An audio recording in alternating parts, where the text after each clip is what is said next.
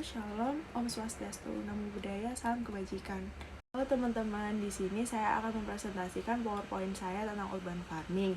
Sebelumnya saya akan memperkenalkan diri saya. Nama saya Remita Fiadisti dengan nomor NPM 21024010198 dari kelas D Agribisnis UPN Veteran Jawa Timur.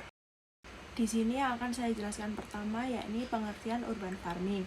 Urban farming adalah praktik budidaya, pemrosesan, dan distribusi bahan pangan di desa atau sekitar kota. Pertanian urban juga bisa melibatkan peternakan, budidaya perairan, wanatani, dan hortikultura.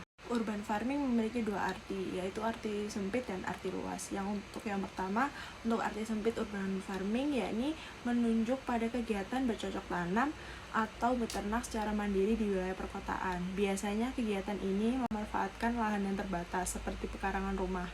Hasil dari kegiatan ini biasanya bisa diolah sendiri untuk kemudian dikonsumsi dan didistribusikan ke tempat lain.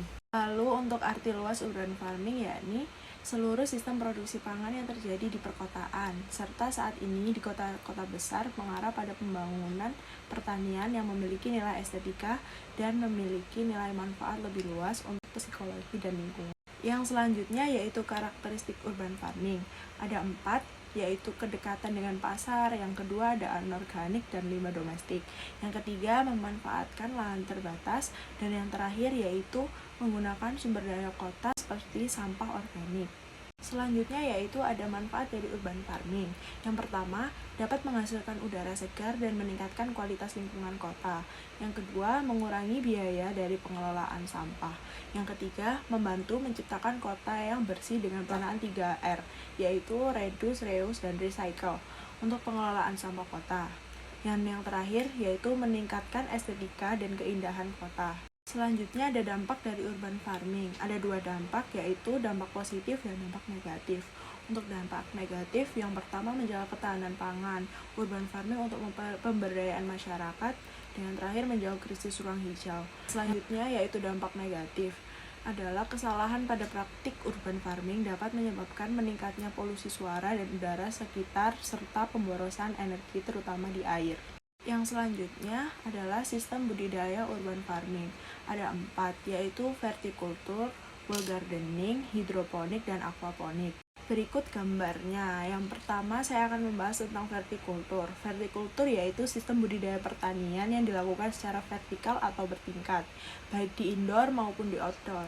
Sistem budidaya pertanian secara vertikal atau bertingkat ini merupakan konsep penghijauan yang cocok untuk daerah perkotaan dan lahan yang terbatas.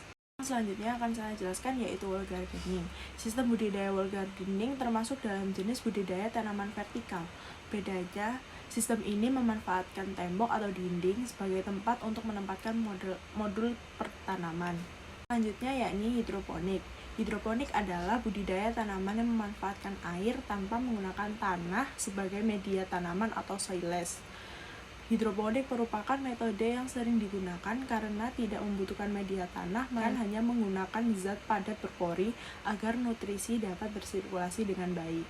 Selanjutnya adalah aquaponik. Aquaponik yaitu sistem budidaya yang mengkombinasikan ikan dan tanaman pada sistem sirkulasi air yang sama. Untuk slide selanjutnya yaitu kelebihan dan kekurangan pada sistem urban farming. Yang pertama yaitu kelebihannya. Kelebihan yang pertama, mudah dilakukan karena tidak membutuhkan lahan yang luas dan bisa dilakukan di pekarangan rumah, balkon atap rumah, hingga perkantoran. Yang kedua, bisa mendapatkan bahan makanan yang lebih sehat dan berkualitas. Dan yang terakhir, media tanamnya juga bisa didapatkan dengan mudah seperti memanfaatkan arang, sekam, atau serabut kelapa. Lanjut yang kedua yaitu kekurangan dari urban farming. Yang pertama, meningkatkan terjadinya pemborosan energi terutama air hingga peningkatan polusi suara dan juga udara. Yang kedua, jika keterampilan belum memadai, kegiatan urban farming yang gagal menyebabkan. Yang terakhir terakhir yaitu cara melakukan urban farming. Yang pertama, siapkan wadah dan lahan untuk menanam. Yang kedua, siapkan media tanam yang cocok seperti tanah kebun. Dan juga bisa memanfaatkan benda lain sebagai campuran media tanam seperti kulit kacang atau sabut kelapa. Yang ketiga, perhatikan sumber pengairan jika berniat untuk bercocok tanam. Dan yang terakhir, siapkan bibit tanaman yang hasilnya bisa digunakan atau dikonsumsi seperti tomat, timun, kol, dan jahe. Sekian presentasi dari saya, kurang lebihnya mohon maaf. Wassalamualaikum warahmatullahi wabarakatuh.